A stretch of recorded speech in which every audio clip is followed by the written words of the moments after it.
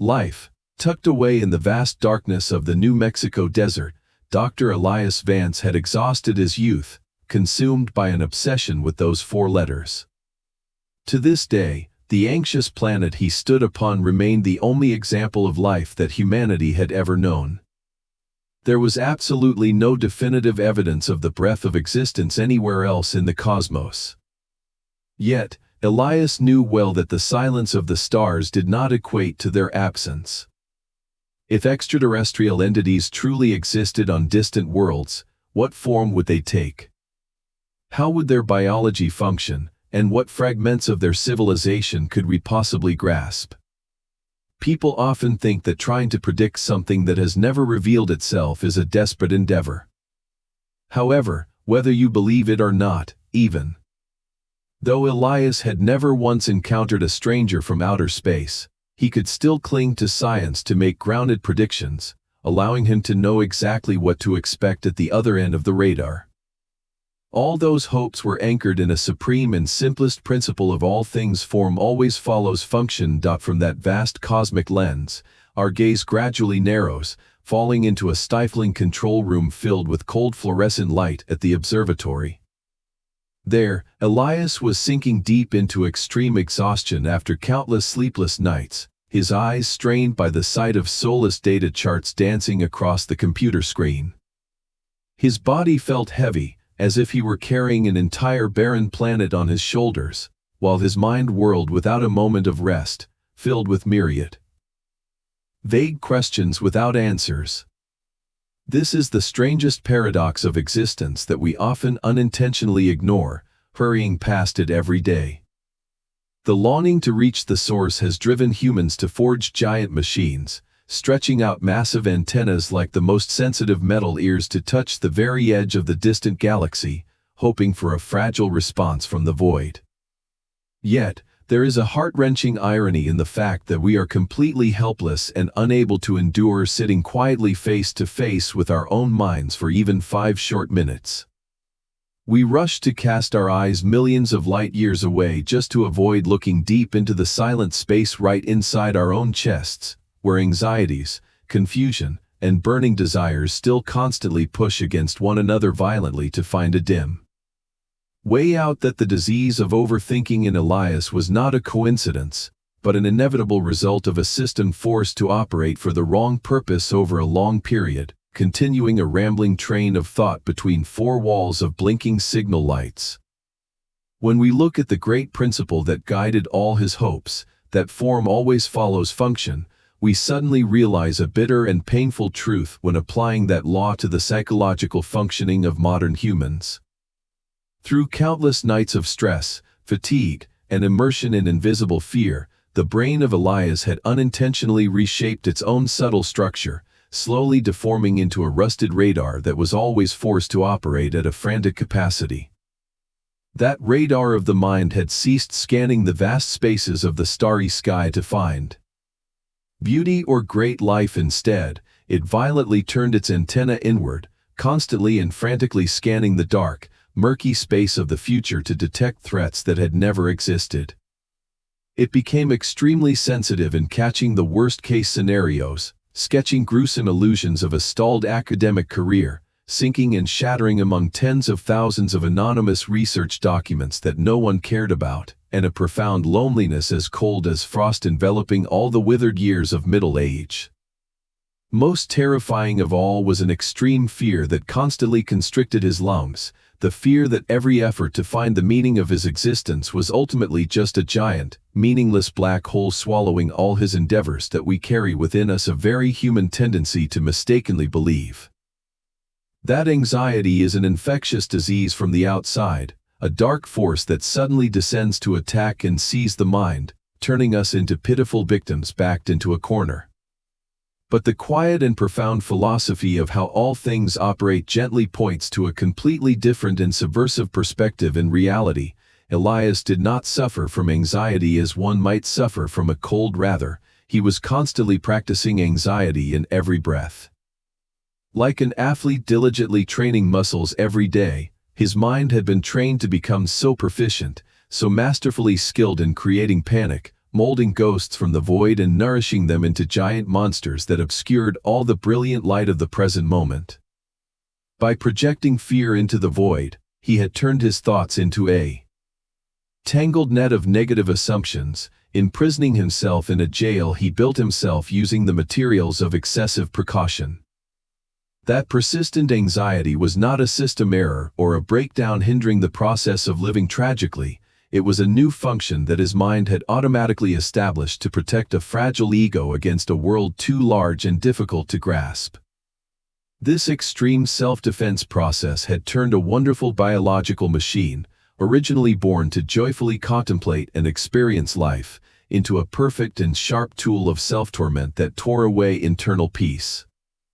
He was spending his last precious drops of life energy to desperately maintain a state of eternal red alert for an invisible war that never truly occurred, causing his essence to gradually fade and wither every day right in the center of the twinkling stars that his soul had longed to understand fully since childhood. This habit of self-destruction is not rare but seems to be a chronic disease of our entire species as we continuously reject the gift of the present moment to wander in labyrinths of assumptions we draw ourselves.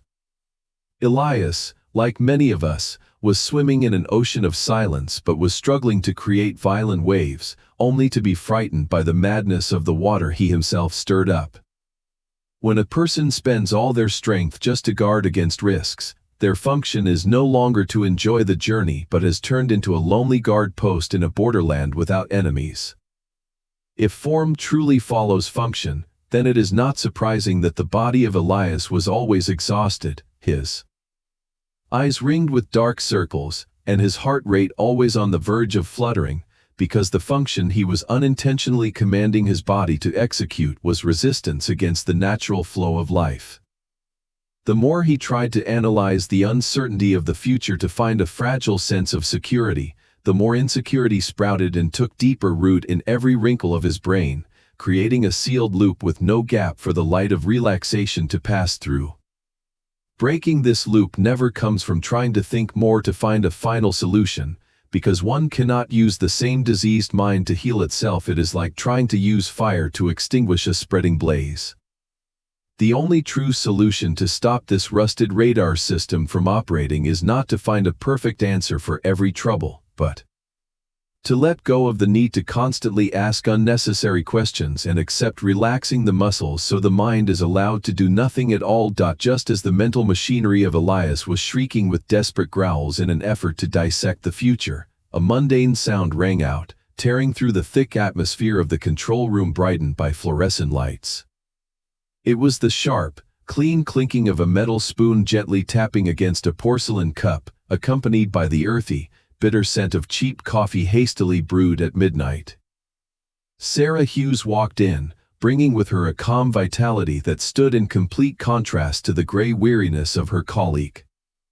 At the age of 45, this female technician did not clothe herself in the guise of a great sage or an enlightened master. She was simply a human being rooted deeply in reality. In stark contrast to Elias, who always furrowed his brows, exhausting himself using every mathematical equation and radio signal sequence to grasp the meaning of the vast universe, Sarah simply breathed and lived fully within it. She placed the steaming cup of coffee on his cluttered desk piled with papers and asked in a steady voice if he had caught even a wink of sleep yet, or if he was still locking himself in a desperate conversation with the invisible ghosts lurking at the edge of the solar system. That light question contained no edge of mockery but was full of practical empathy, pulling Elias back as he plummeted from the deep black holes of the galaxy to the cold cement ground right beneath his feet. The two began to drift into a brief conversation about very trivial things, like the rusted heater in the corner of the room acting up again, or how the stale sandwiches at the gas station had been slightly less salty lately. This unintentional and profound contrast sharply exposed the most sophisticated and cunning trap of our minds. We always nurture a burning desire to the point of extremism to control all things, naively believing that if we can gather a massive volume of data and decipher every mysterious message in detail, we will hold the sacred master key to open the eternal door of peace. Yet, The law of impermanence indicates that the more the mind tries to extend its cumbersome tentacles to tighten its grip on reality, the more reality slips away, shatters, and flows through the fingers, much like cool water that we frantically claw at, hoping to freeze it in place. Elias tiredly watched Sarah leisurely sip each mouthful of thick black coffee, her eyes calm and gentle as she followed the faint glowing lights of the charts blinking on the computer screen without complaining or demanding that they bring her a great message or supernatural salvation. She did not need that vast universe to struggle to prove its existence or confirm the meaning of her own existence, for she simply allowed all things to freely reveal themselves as they truly were in their primordial nature. The unconscious, flowing stillness of Sarah was like a clear, flat autumn lake reflecting the madness, noise, and rigidity inside the brain of Elias, making him suddenly feel a bitter and ridiculous paradox that he was wasting his greatest life energies just to vehemently refuse to be present at this very moment, that we are often blinded and forget that this vast world is not a dry, difficult problem waiting for a lonely hero to decipher, but in fact, it is a vibrant piece of music, an endless dance with open arms inviting us to relax and join in. Our minds are like a sharp knife, very good at dividing and cutting the world into fragments for analysis, but completely useless in mending them back together to feel the wholeness.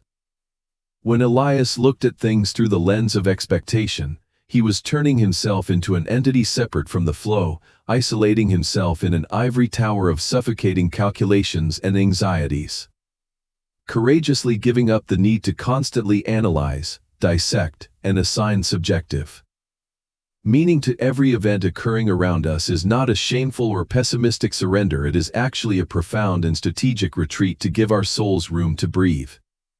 The coffee cup on the aluminum table had gradually stopped steaming, its warmth giving way to the bone-chilling cold of the desert night enveloping the world outside the glass window, but the aftertaste of a simple, primitive truth remained lingering in the cramped space.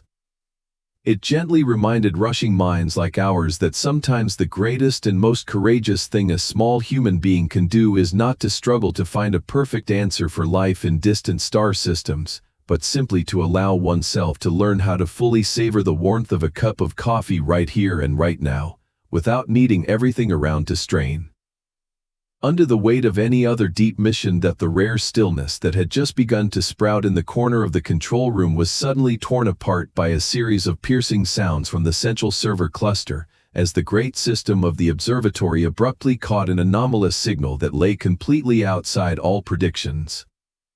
The wave bands blinking repeatedly on the screen did not resemble any ordinary interference, but possessed a structure so incredibly orderly that it caused the heart of Elias to leap with a frantic beat. In the moment that green light reflected off his haggard face, Elias fell into a state of extreme euphoria, immersed in a powerful dopamine rush sweeping through every exhausted neuron.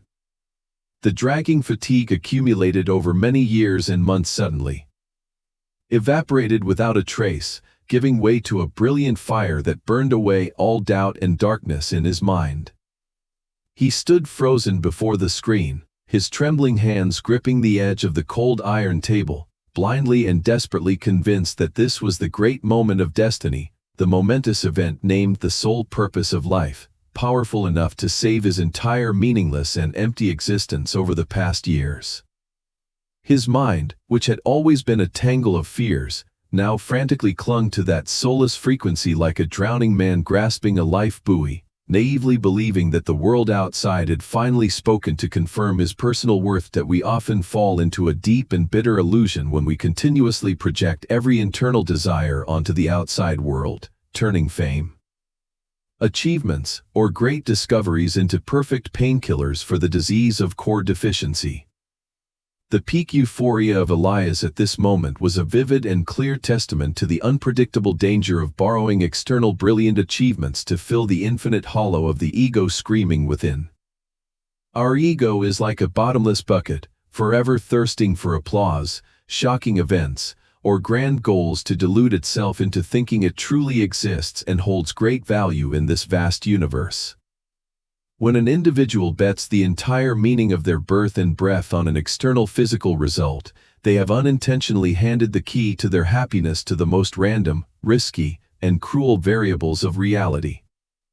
The frantic urge to become someone special, to have one's name called by history, is actually just a sophisticated, glittering disguise to cover a primordial fear, the fear of facing one's own quiet normalcy.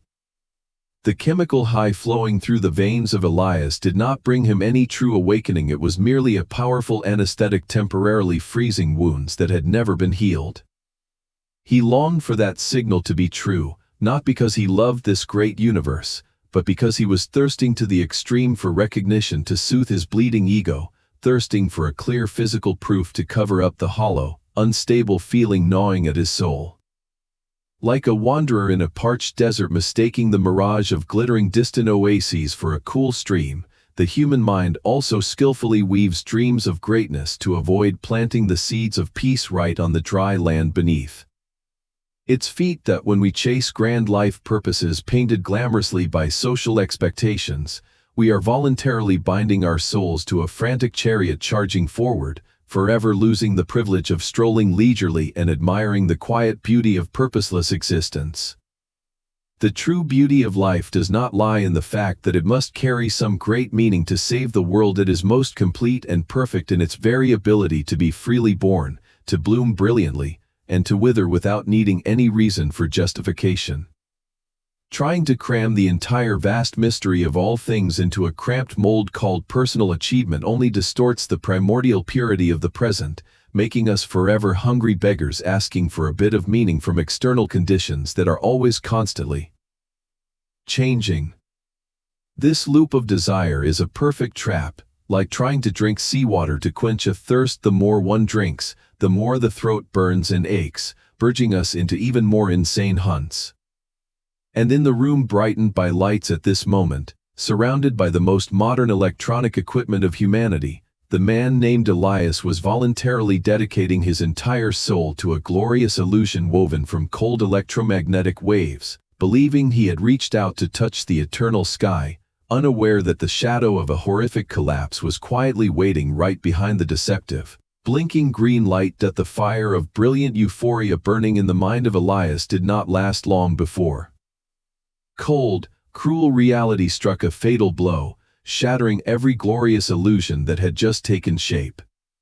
The most modern analysis software of the observatory began to peel back each layer of the structure of that anomalous signal, only to expose a naked and utterly disappointing truth. The signal was analyzed and confirmed to be merely radio interference from an old man-made satellite. The heart of Elias felt as if an invisible hand were squeezing it, the frantic rhythm of expectation suddenly free-falling into a deep, dark, bottomless abyss. Every blind belief about a great mission that had just taken root and sprouted was ruthlessly pulled up by the roots, throwing him back into his primordial emptiness. The atmosphere in the control room, which had been burning with heat, suddenly solidified into a giant mass of pressure pressing down on his chest, making him feel suffocated. That bitter truth caused Elias to collapse completely, and immediately a wave of panic rushed in to envelop his entire mind and body. His heart rate accelerated, beating chaotically like it wanted to smash his chest. Cold sweat poured out, soaking his forehead, and his trembling hands clutched each other in a desperate effort to regain biological control of himself. We often view panic attacks as a catastrophic psychological accident, a terrible system failure that needs to be extinguished immediately at any cost to return the human machine to its normal operating orbit. However, under the lens of a deep and quiet first aid philosophy, the extreme panic enveloping Elias at this moment carried a completely different meaning. The panic was not a system failure, but the strike of a nervous system exhausted from having to play God. For long years, the mind of Elias had constantly forced his body to play the role of an omnipotent being, continuously controlling every variable, scanning every risk, and aching to find a transcendent meaning to justify his impermanent existence. His nervous system had to operate in the brightest state of red alert, burning every reserve of energy to maintain the illusion of a power that determined the universe. And the storm tearing through his chest at this very moment was actually just a great collective strike by countless exhausted neurons, screaming for the right to rest, the right to let go of the heavy cloak of a fake creator. When the biological system refuses to continue serving the unrealistic desires of the ego, it creates a violent vortex that sweeps away every rational barrier, forcing that individual to face their own small, fragile primordial self. That we always fear the feeling of losing control, but we do not realize that it is the desperate effort to control things that cannot be grasped that is the deep cause exhausting the life force. The collapse of Elias was not the end of his life, but the collapse of an arrogant illusion, the collapse of the invisible burden he had voluntarily carried on his shoulders for so many years. The storm of reason forced him to admit that he could not manipulate the universe, could not force the stars to answer his anxious questions, and most importantly, he had no obligation to save the existence of anyone, including himself. In the darkest moment when every external support shattered, that cruelty was actually the sharpest surgeon, cold but full of compassion, dissecting the tumor of attachment to free a trapped soul. It sent an urgent and clear message that it was time to stop trying to play the role of a giant supporting the sky and allow oneself to return to being a small, weak living being, breathing the natural rhythms of a quiet, mundane life, needing no glorification, no proof, and no other great meaning to justify the right to exist in this vast world. When the storm of panic receded, leaving behind an exhausted body and a shattered mind so suffocating he only wanted to throw everything away, Elias could not bear another moment inside the control room, which now felt like a grave burying all his great illusions. Driven by a dim primordial survival instinct, he staggered out of the observation station, threw himself into a rusted old Ford, and slammed on the gas, driving aimlessly straight into the thick black curtain of the vast New Mexico desert night. The roaring engine tore through the quiet night, blending with his still sobbing heartbeat to create a harsh symphony of escape. In the consciousness of someone who had just lost every anchor, Elias desperately believed that stretching the physical distance between himself and those giant antennas would help him leave behind the shameful humiliation of a broken illusion. Yet, he was falling into one of the oldest and most stubborn illusions of humanity, believing that a change in physical space could heal a wound belonging to the soul. That we frequently repeat this pattern when facing the ultimate dead ends of life. Quickly packing bags, changing to a new job, moving to a different city, or immersing ourselves in lavish trips with the naive belief that pain will be left behind at the old doorstep. But all things operate according to a much more cruel and truthful law, because as he fled from the deceitful failure, he was actually straining to carry the entire chaos intact from one spatial coordinate to another. The mind of Elias was like a thick black cloud full of electric charge. Even if the wind of speed blew him hundreds of miles away, that cloud still persistently hovered right over his head, constantly pouring down cold rains of anxiety. The car moved further away from the research center, but the invisible cage of overinterpretation, demanding the meaning of existence, still locked his soul right in the driver's seat.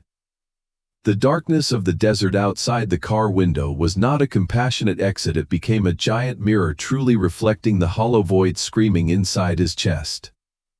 The more he rushed to step on the gas to flee a reality he could not accept, the more he reinforced the power of the ghosts of fear, making them larger and more real than ever.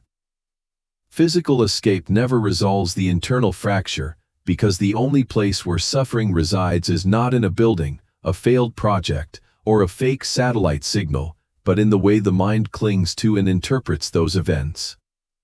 When a person tries to flee from their own wounded ego, they will forever be locked in an endless circular chase without a finish line, exhausting their last drops of energy only to realize that the most persistent pursuing enemy is their own shadow. The suffocation Elias felt did not emanate from the four walls of the control room, but from his own intense resistance to the truth that the universe has no obligation to soothe his weak ego. Amidst the pitch-black night, The vast desert swallowing the lonely beam of the headlight seemed to be patiently waiting for that frantic machine to run out of fuel to teach the living being sleeping in a panic-stricken dream a quiet lesson about the ultimate truth that we cannot find peace at any new horizon if we do not clean up and dwell right on the ruined land present within our own being. Just as the desire to flee was burning most intensely, the worn-out machine named the Old Ford suddenly stumbled upon the final limit of endurance. The engine sputtered and then went completely silent, dying out in the middle of a deserted stretch of road surrounded by cold sand and blurry cactus bushes fading in the darkness. Elias desperately turned the ignition key repeatedly, but the response was only the soulless, dry hiss of a rusted starter.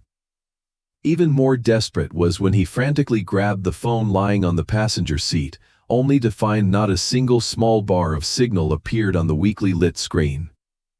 The terrifying silence of the vast desert immediately pounced to swallow Elias, pulling him deep into an abyss without sound.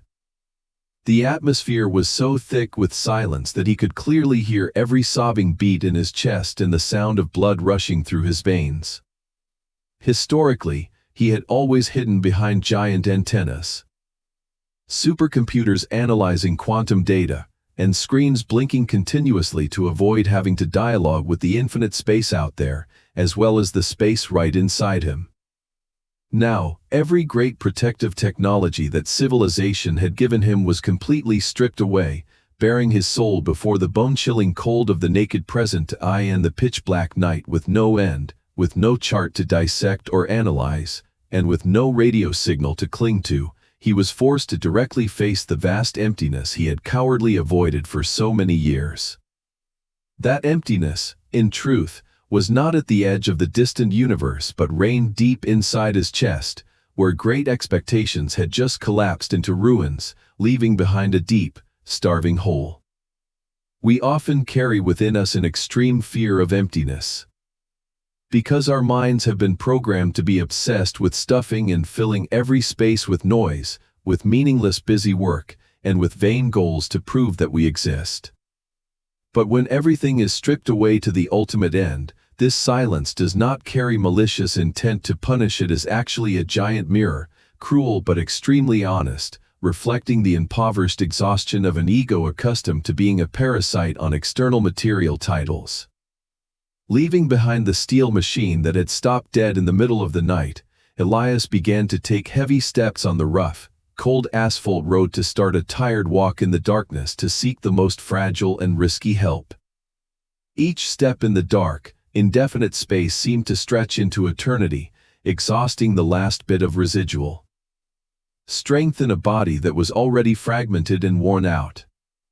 His feet gradually blistered painfully, each breath labored and broken, blending into the hiss of the desert wind sweeping across the road, but strangely, this cruel physical torment began to soothe the frantic rebellion of his mind. When a human is pushed to the final limit of basic survival, high-flown philosophical problems or the grand desires to affirm oneself on a galactic scale suddenly become extremely ridiculous, absurd, and redundant. His nervous system no longer had enough energy to maintain the illusion of being a tragically failed scientist or a lonely savior. It was forced to concentrate all its sharpest attention on a single and primordial task: to inhale a breath of cold air and lift a foot to continue moving forward. This lonely trek along the edge of the infinite void unexpectedly became the harshest and most cruel method of meditation, stripping away every cumbersome layer of disguise covering his true nature to clear the way for a profound transformation quietly taking shape. Under the silent sky, without even a single star to lead the way, exhaustion was the greatest grace, silencing the noise of the ego so his soul could for the first time taste the scent of primordial purity, unpolluted by any desire. Just as the bloodied and tattered feet of Elias were about to surrender to the cruelty of the vast desert, a faint, yellowish glow appeared, blinking weakly on the pitch-black horizon like a rusted lighthouse forgotten by time. It took a long time of walking in tired despair before he could fully shed the weight of his exhausted body upon finding an old gas station sitting alone on Highway 60. The sound of weary feet dragging on the crumbling gravel alerted someone sitting quietly in a faded rattan chair under a rotting wooden porch. That was where he met old Julian, a man around 72 years old with a balding forehead, radiating the aura of an anonymous hermit. In complete contrast to what one might expect in a sudden encounter in the middle of nowhere, Julian did not appear startled, bothered, or rushed to pour out a string of secular, curious, and prying questions about the identity or reason why a man was wandering with such a miserable appearance in the middle of the night. It seemed he was too familiar with witnessing lost souls thrown out of the frantic wheels of modern society drifting to this rusted oasis, so Julian gave Elias a place to sit, a glass of filtered water, and a silence that was entirely non-judgmental. In a world where people always hurry to stuff words into every space to prove their presence and soothe tangled anxieties, the absolute silence of this man brought an incredible healing power. The bone-chilling filtered water slipped down his dry, cracked throat, not only soothing the burning physical thirst but also acting like a primordial cleansing stream, watering an entire region of the mind that was withered and writhing from being burned by the grandiose illusions that had just collapsed. Elias bowed his head into his rough palms, closing his swollen eyes to let the inclusive stillness of Julian soak deep into every weary fiber of his being. That silence did not carry the guise of an awkward, impoverished, or cold indifference. In truth, it was a priceless meditative space, a most complete embrace that did not require him to strain to explain, justify, or try to wear the perfect mask of a successful scientist. Julian sat beside him, merging into the quiet night, leisurely listening to the wind whistling through the gaps in the old corrugated iron roof as if his being here was merely to be a silent witness to the shedding of a stranger's burden. By refusing to participate in the usual psychological games, refusing to throw Elias the life buoys of empty, fake words, Julian had unintentionally but very skillfully cut every taproot of self-pity that was threatening to rise strongly in the traveler's heart. He gave him a space as vast as eternity to face his own internal emptiness without feeling afraid or ashamed, showing him that at this fragile present moment, he did not need to be anyone else, did not need to carry any grand mission, but was simply a living being drinking water under the vast night sky of the immense desert, enjoying the liberation from the frantic desire to manipulate and control all things. Our minds are often imprisoned in the inherent habit of finding causes and effects for every pain, attaching identifying labels to every collapse so the ego feels safe in the shell of thorough understanding. But when surrounded by the pure, still atmosphere of Julian, that desire for explanation suddenly vanished like bubbles bursting on a peaceful lake surface. This balding old man did not try to dispense pity, did not try to play the role of a great sage preaching distant, lofty doctrines. His leisurely existence was in itself the most eloquent sermon on the great power of letting go of the need to be special. On the corner of the creaking, rusted wooden porch, the scent of sour sweat blended with the wild desert dust to create an atmosphere that was mundane yet strangely sacred, where two men belonging to two completely different worlds were sharing a single common language that could not be expressed in words, a deep understanding of the smallness of human life. The emptiness that Elias once fled from frantically for many years, now under the calm witness of Julian, was no longer a terrifying black hole waiting to swallow him. It had slowly transformed into an open and peaceful space, a necessary void for his soul to finally, gently exhale a sigh of relief after a long journey of carrying absurd expectations. That the absolute silence was finally broken when the last defensive barriers inside Elias completely collapsed, giving way to a flood of bitter, choked-up words. Amidst the desolate space where only the moaning of the desert wind existed, he began to pour out his heart about the failure and meaninglessness of the universe. He told the old man about countless long, sleepless nights under the giant antennas, about a stalled academic career with no way out, and about the cruel trick of the fake radio wave that had just swept through and demolished every final launchpad of hope in his life. His voice trembled, filled with the bitter resentment of someone who saw himself as a miserable pile of ashes, someone who had sacrificed his entire brilliant youth only to exchange it for a deafeningly silent void and a desperate feeling of emptiness choking his chest. He raised his red, tearful eyes to look at Julian, waiting for a judgment, a sympathetic word of comfort, or even a moral lecture from an elder. However, in response to that extreme, tragic tearing, Julian did not offer empty self-help advice. He did not utter fake, hollow encouragements like everything will be fine or try to find the best version of yourself, because he understood well that those cheap spiritual painkillers only exacerbated the disease of attachment in the suffering ego.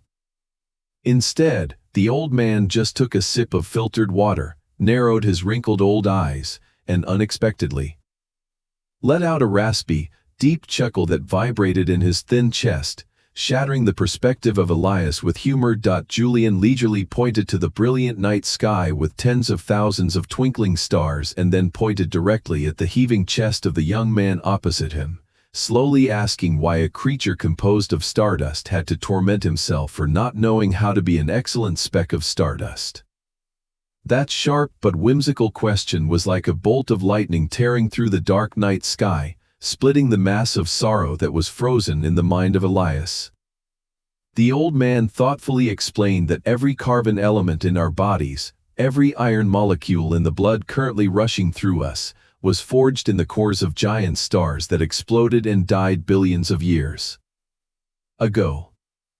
We are not strangers exiled by the universe and thrown onto the surface of this barren planet to endure banishment. We are the universe growing eyes to look at itself, growing ears to listen to its own echoes.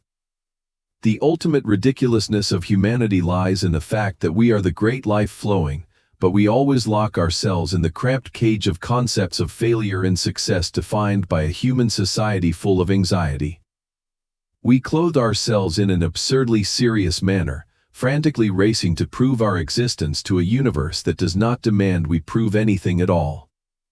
A cloud floating in the sky never has to worry or stay awake wondering if it is drifting with the correct technique. A tree sprouting and budding never has to feel inferior because it cannot bloom into the greatest flower in the forest. So why must a collection of miraculous stardust like a human being writhe in pain to the point of wanting to destroy oneself just because of not achieving a goal drawn by their own delusional mind? When Elias suffered because he did not find an extraterrestrial civilization, he forgot a most obvious and spectacular truth: that his very presence, his beating heart, his labored breath right at this dilapidated gas station was already a magnificent, brilliant, and majestic biological miracle that needed no further worship from distant stars. The concept of a human failure or success is actually just linguistic barriers created by the ego to separate us from the experience of whole unity with the eternal flow of reality. The laughter of Julian still lingered in the space filled with the scent of wild desert sage, slowly peeling away each heavy, serious layer of disguise, evoking inside Elias a gentle light of awakening that helped him vaguely realize that the entire heavy tragedy he had just experienced was actually just a grand, spectacular joke that the mind had staged to tease itself. The deep chuckle of Julian gradually sank into the infinite stillness of the vast desert, giving way to a contemplative atmosphere that was no longer gloomy but hinted at a clear, elegant brightness as the two men continued their philosophical dialogue under the wooden porch. Elias sat motionless, huddled on the worn-out chair, feeling each proud layer of his identity as a doctor of astronomy slowly peel off and shatter under the weight of primordial truth. For so many years, he had always regarded his isolation between four laboratory walls and the distant stars as a cruel life sentence, an inevitable and bitter consequence of failing to connect with the noisy world of humans out there. Yet, through the warm and steady voice of the gas station old man, a completely new perspective was laid out clearly and thoroughly: that the experience of this ultimate solitude was not a cruel punishment inflicted on a loser, but on the contrary, it was a most pure and sacred space for the fake ego to be allowed to rest and die. That ego was originally a giant, invisible entity molded from the tired expectations of society, from the desires to be honored, recognized, and have one's name carved into human history. It was like a starving parasite, continuously draining the life force of Elias by infecting his head with a delusional belief that he was born to carry some great mission yet to be discovered. Whenever he did not reach that fantasy, the ego punished him with panic attacks and unceasing torment.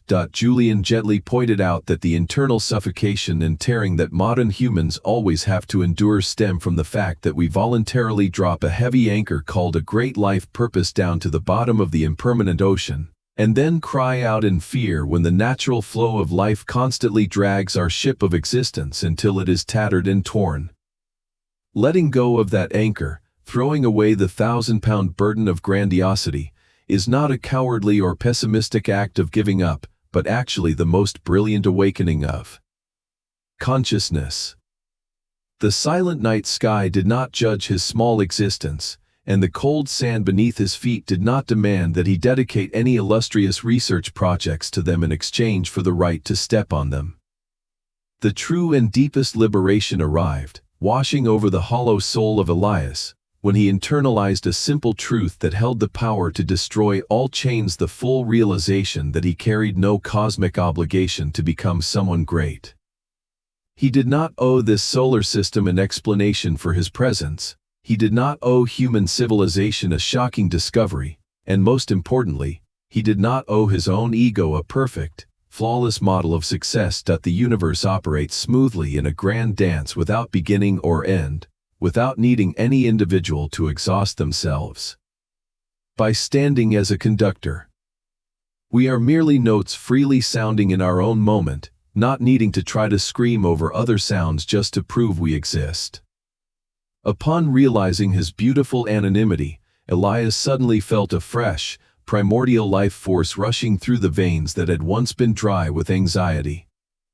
The meaningless fear that had once clung to him like a ghost had now completely evaporated, because once you have courageously accepted letting go of the cliff of expectation, accepting a free fall into the infinite void, you will be surprised to realize there is no cruel ground waiting to smash you. You are simply floating in an absolutely peaceful ocean of primordial, silent, and complete existence. The quiet night continued to embrace the deserted gas station as old Julian slowly stood up from the creaking rattan chair, letting out a light sigh of relief and quietly turning to walk inside the wooden house to sink into sleep, leaving Elias alone to sit in the windy yard.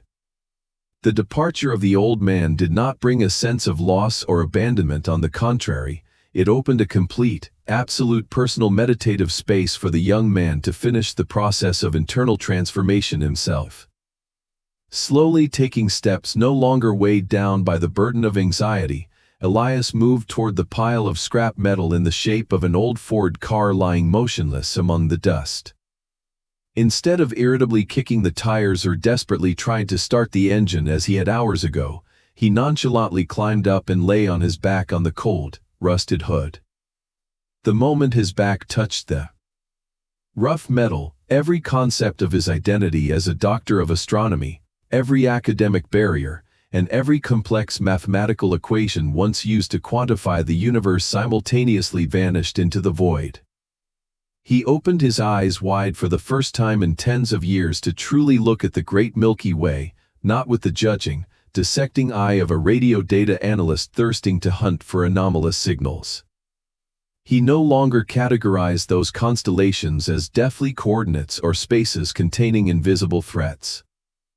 Now, he was admiring the entire splendor of the sky with the pure, primitive eyes of a living being breathing rhythmically, blending with the heartbeat of the earth. That was the deepest dharma of the mud, a silent philosophy teaching humans to abandon the arrogant habit of wanting to stand on high to interpret all things, and instead to accept lowering oneself to blend with the dust to feel the firm support of Mother Nature.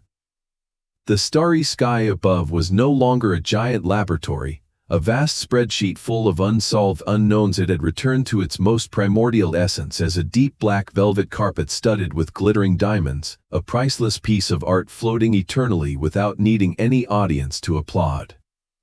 Elias felt clearly every cold flow of desert air entering his chest, filling his heaving lungs in a natural, smooth way without any constraint.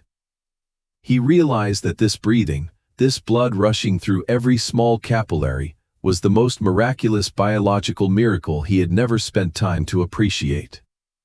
The human mind inherently suffers from a chronic disease of always thirsting to fly above the clouds of imaginary greatness while despising the simplicity of the earth beneath its feet, ignoring the stillness of the mud that nourishes all life. But right now, lying flat under the vast desert sky, stripped of every glamorous title, Elias found an absolute security, a sense of belonging completely that could not be taken away.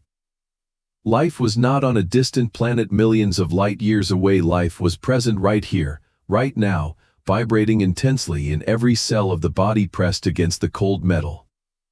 When the frantic desire to manipulate reality was completely extinguished, his mind was like a rippling lake that finally found absolute flatness, fully reflecting the beauty of the great vault of heaven without distorting even a single fragile beam of light. No more harsh observer, no more rigid object being observed, only a state of pure, still existence remained, to the point where he felt as if he were gradually dissolving into the vast space, becoming an inseparable part of the mysterious night, of the desert dust, and of the stars quietly blinking, sending messages of love that needed no words to decipher. He allowed the gravity of the earth to hold him tight, letting go of all resistance, receiving the primordial dharma of the mud that taught him that sometimes the highest reach begins with the deepest bow of submission before the miraculous presence of all things, naked and silent. Lying alone but complete on the hood of the rusted machine under the twinkling vault of heaven, Elias gradually reached the peak of a great internal transformation never before experienced in his life. The rigid state of scanning for invisible threats had now given way to an absolute letting go, a deep stillness as Elias reached the state of wu-wei. Wu-wei is not laziness, resignation, or a pessimistic attitude of giving up before life. It is an extremely subtle art of living where humans stop violently interfering in the natural flow of all things. It is the complete cessation of desperate efforts to bend reality according to narrow personal wishes, so that the ego no longer plays the role of a harsh tyrant wanting to shape every surrounding event. Letting his gaze drift across the brilliant Milky Way stretched across his head, he suddenly let out a light laugh when he realized his own adorable absurdity. For so many years, he had exhausted himself searching for an alien signal with the obsession that he had to report a great achievement to prove the value of a small human being. But at this very moment, he understood deeply that if someone were looking at the earth, they would not care about grand personal resumes or the petty anxieties gnawing at his mind day and night. The only thing visible in the eyes of those distant entities was a beautiful blue sphere quietly rotating around a yellow dwarf star, a giant living being breathing silent rhythms in the middle of a vast ocean of space, blooming in a dance without a purpose. As soon as that idea flashed brilliantly, the sharp and fierce division between the anxious observer trying to decipher the sky and the observed universe completely collapsed. Without a trace. He was no longer a solitary entity thrown into this world randomly, having to constantly strain to struggle against all things to survive. Instead, his consciousness bloomed infinitely wide as he realized he was the universe experiencing itself in the most vivid and miraculous way. Every beat in his chest now was no longer the hurried knock of fear but a rhythmic harmony with the endless expansion of the great star systems. Every suffering, every regret about the meaning of existence that had once tormented him for many years, was in truth just a fun game of hide and seek, an impromptu play that life was performing itself to dispel the stillness of absolute nothingness. When a small wave on the sea realizes that it can never be separated from the vast ocean, it will no longer panic at the prospect of crashing into the rocky shore and breaking, because its nature was always pure water, complete and eternal, without birth or death. Liberation arrived like a cool rain shower, washing away all the dregs of rigid attachment, leaving a state of sublime relief that was extraordinary. Elias just closed his eyes, sinking deeper into the ultimate silent joy, fully enjoying the feeling of floating in a selfless reality that needed no reason for justification. Every object and phenomenon, from the rough, salty sand under the wheels to the giant nebula clouds billions of miles away, was simultaneously singing a wordless song about carefree existence, the clearest evidence that all things carry no mission to complete other than simply being here, receiving every moment, and gently harmonizing with the magnificent, endless dance of the void. As the realization of great unity spread to every deepest corner of his soul, the final remnants of attachment inside Elias also began to vanish gently like morning dew evaporating under the silent sun. His mind, which had once been a solid fortress built with boulders of defense and excessive anxiety, had now completely dismantled every thorny wall, opening wide the door to receive the fresh, primitive wind of the realm of impermanence. The core concept that had obsessed him throughout all his years of youth, the supreme scientific principle that form always follows function, was recalled once more, but now it no longer carried the tone of a cruel curse imprisoning him in the cage of overinterpretation. Before his brain had forced itself to deform into a rusted radar continuously scanning for unimaginable threats because it mistakenly thought its function was to survive in a hostile universe, then at this very moment, a grand and gentle reprogramming was occurring right under the stars. Elias understood in a complete and pure way that his current function, as well as that of every living being breathing on this blue planet, was simply to exist. He did not need to strain to become a cosmic radio antenna, he did not need to be a savior deciphering the mysteries of the galaxy, and he especially did not need to be a living testament to the greatness of human knowledge. Like an empty cup, understanding that its eternal value lies in a very empty space inside to contain the cool water, his soul at this time had cleared away every expectation, every judgment, and every desire to affirm the ego to return to the primordial form of a natural living being. When the function of living was simply to be here and now, the form of the body of Elias also immediately followed that miraculous transformation by relaxing 10,000 cells. The muscle bundles that were always tensed up to support the 1,000-pound weight of a stalled academic career now softened, dissolving into the cold metal surface of the rusted hood. The heartbeat that once fluttered due to extreme panic attacks now beat slowly, leisurely, and gently like the rhythmic rise and fall of the vast ocean tide. His breathing was no longer broken or labored but became deep and smooth, circulating perfectly with the invisible breath of the vast desert in the night. Without any effort to manipulate or control reality, Elias completely entrusted his small life to the gravity of the earth, to the silent envelopment of the night, and to the primordial healing power of the universe. The absolute silence of the desolate space was no longer a terrifying monster waiting to swallow his soul as it was when the car just died, but it had become the most peaceful lullaby, the most tender embrace soothing the deep wounds he had inflicted upon himself for tens of years. The sky studded with glittering diamonds stretching infinitely was like a giant, warm velvet blanket gently covering the tired form of the man who had spent his whole life searching for it. Before long, the consciousness of Elias began to fade, blending and melting into the infinite space, giving way to an absolute, profound rest. He slowly closed his eyes without any resistance, obediently sinking into a deep and peaceful sleep, the most restful in 10 years, right under the silent desert vault. That sleep did not carry fragmented dreams full of fear about unfinished scientific reports or deceitful radio waves, but it was a pure, selfless space, a miraculous state of rebirth where his essence was allowed to rest completely, shedding every secular title to wake up tomorrow with clear eyes that had never been bothered by even a bit of the dust of anxiety. The first sunlight dyed the edge of the desert gold, slowly spreading and gently touching the half-closed eyelids of Elias, waking him from a deep, dreamless sleep, the most profound in many years.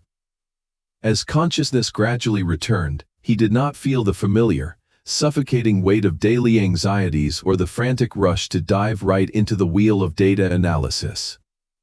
Instead, There was an extraordinary, clear emptiness, much like the silent atmosphere after a summer rain shower has washed away every drag of attachment. He slowly sat up, stretched, and took a breath that filled his lungs with fresh air carrying the earthy scent of red soil and early dew. The desert landscape in the daylight appeared before him no longer as a terrifying black space waiting to swallow the lost, but brilliant and real down to the smallest detail. Green, thorny cactus bushes stood proudly under the sun, undulating sand dunes stretched infinitely, reflecting light like tens of thousands of rough crystals, and the sky above no longer looked like a deep abyss but wore a vast, gentle pale blue that embraced all things.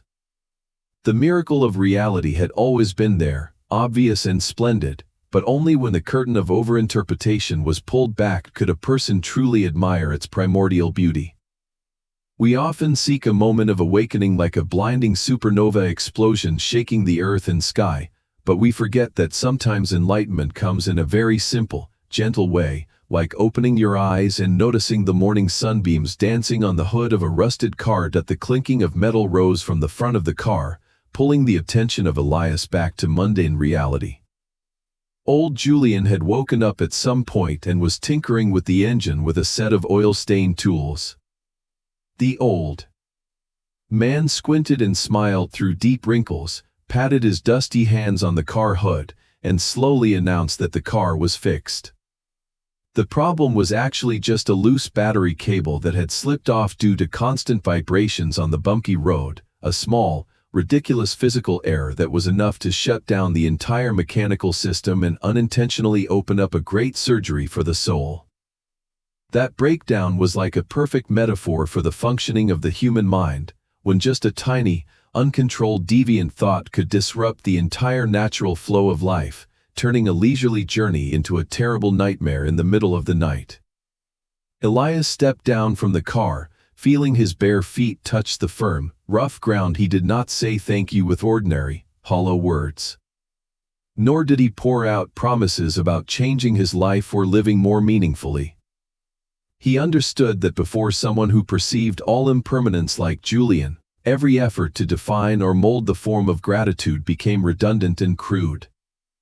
The two men, one old and one young, only gave each other a gentle nod, a silent gaze intersecting between two naked souls, a farewell without many words to the sage of the gas station. In that deliberate nod was contained all the deepest understanding of the nature of all things, of the absurdity of the ego thirsting for control, and of the great saving power of entrusting oneself completely to the present.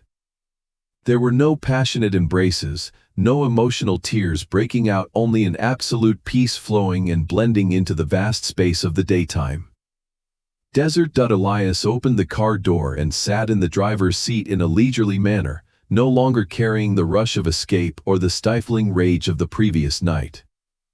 When the key was turned, the old machine sputtered a few times and then obediently roared to life. The sound of rattling metal now was no longer the scream of a dead end but was like a simple song of joy escorting him back to the world. The car rolled slowly away from the gravel yard, leaving behind the dilapidated gas station and the figure of the balding old man who was leisurely returning to his rattan chair, continuing his greatest work, sitting still and watching the world move itself through endless changes of time, without bother, without desire, completely free and silent. That the old Ford car clattered along the sun-drenched strip of asphalt, bringing Elias back to the place that only last night he had considered a grave burying his youth. Along the short journey across the vast desert under the blazing sun, all things appeared without any pressure forcing him to flee or analyze them. Before long, the familiar silhouette of the observatory gradually appeared on the horizon, with giant white metal antennas still standing tall, pointing straight to the deep blue sky, exactly like giant mechanical flowers quietly listening to the breath of the universe. We are often lulled by a romantic spiritual illusion that enlightenment or internal peace requires an absolute break with the past, requiring us to shed the mundane world completely, abandon our daily work, and discard old relationships to find a deserted, misty mountain. But the deepest philosophy of awakening wears a humbler and more practical form, because true liberation never lies in changing the external background picture, but in the radical shift of the observer's eye. Elias stepped out of the car and pushed open the familiar glass door to enter the control room filled with cold fluorescent light.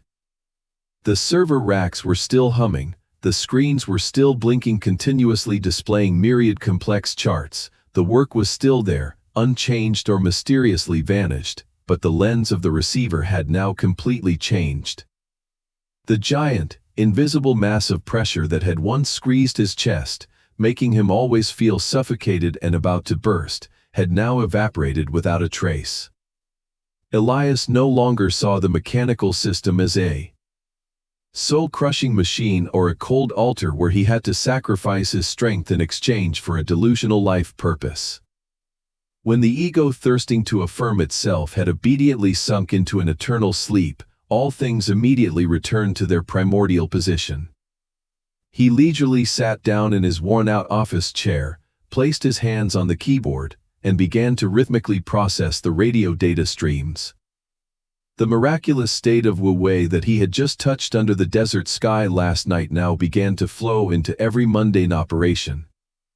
There was no more rigid resistance, no more angry growls inside his mind when a signal was interfered with, no more despair when a workday ended without any great discovery that shocked humanity.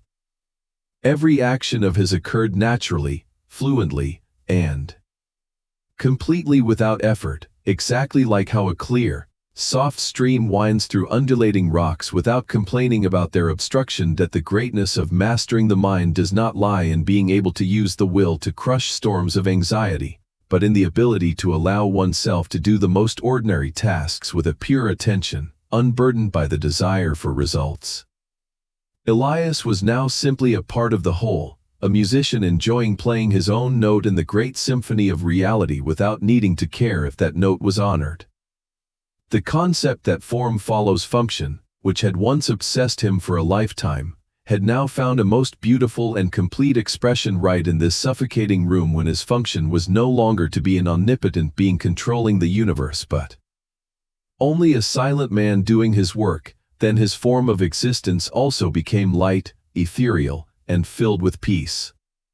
Returning to the observatory was not a surrender back to a prison, but a silent victory song of a soul that had found an infinite sky of freedom right inside its own narrow limits, a brilliant testament to the fact that when the mind is as flat as a lake, whether in the middle of a desolate desert or in a noisy laboratory, one can still dwell completely in the temple of absolute silence. As Elias was gently sinking into the rhythm of his work, Sarah pushed open the door and walked in, still holding the steaming cup of coffee as usual. Instead of frantically hiding his tired eyes or straining to appear busy, Elias slowly looked up and gave his colleague a truly radiant, still smile, a smile reflecting the peace of a ripless lake. He slowly put on the worn-out headphones, turned the frequency adjustment knob, and continued listening to the quiet rustling sounds echoing from the distant stars. But at this time, that action was no longer a desperate effort to plead for a labored saving meaning, but because he had realized a glorious truth that this entire journey of aching searching, in its nature, was just a fun and extremely sacred game of hide and seek that the great life was playing with itself.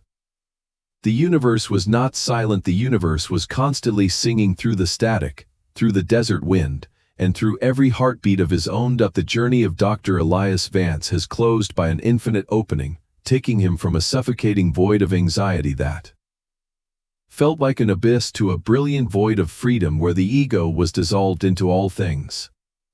This small story in the vast desert leaves all of us with a profound human lesson that the meaning of life is not a treasure hidden in a strange galaxy waiting for us to exhaust ourselves to find, but it is present at the moment we accept letting go of the need to control all things to allow ourselves to live in the most innocent and complete way. We were not born to solve a difficult cosmic problem, but to experience the miracle of being a living being that breathes. Dear viewers, how do you feel about today's story, and does it remind you of moments when you locked yourself in the radar of anxiety in the busy reality of life?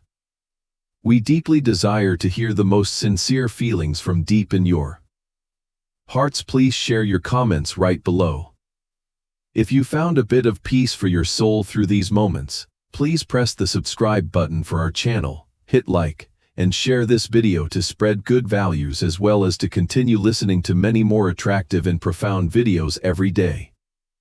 We sincerely wish everyone watching this video will always have resilient health, a happy and light spiritual life, and every morning you wake up will be filled with peace. Goodbye to all of you, and see you in the next videos.